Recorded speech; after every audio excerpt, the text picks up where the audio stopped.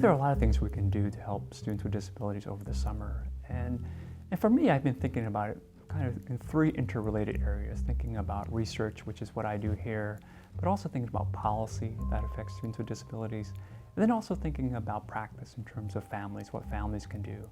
From a research side, we know what happens during the summer. Usually students, all students kind of plateau during the summertime. Their learning trajectory sort of either dips or stays the same.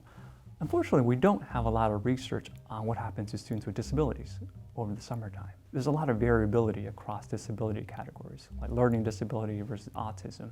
So it's hard to kind of keep track of how those students do over the summertime. But related to that, which is even more important, is the measurement issue. Like, what type of skills do we want to monitor over the summertime? In the bulk of the summer literature, they're focusing on reading and math outcomes, which are important. But we know for students with disabilities, there are other outcomes like social, behavioral skills that are also important. So we really need to improve how we measure these skills, and we have to think about which ones we want to prioritize.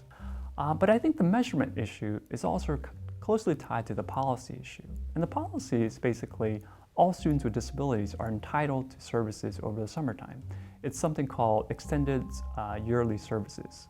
And these services are part of the student's individualized education plan. Everybody's eligible. But to get these services, you have to show evidence that the child or the student is going to experience some sort of regression once they're out of school. And so it really puts an onus on parents and also on the IEP teams to sort of collect this evidence. You have to monitor the skills, you have to document the skills that they learned either the year before or the semester before, and you have to show that you would anticipate a big drop-off in these summer skills. So I think we have to think about that policy and how we make these services available.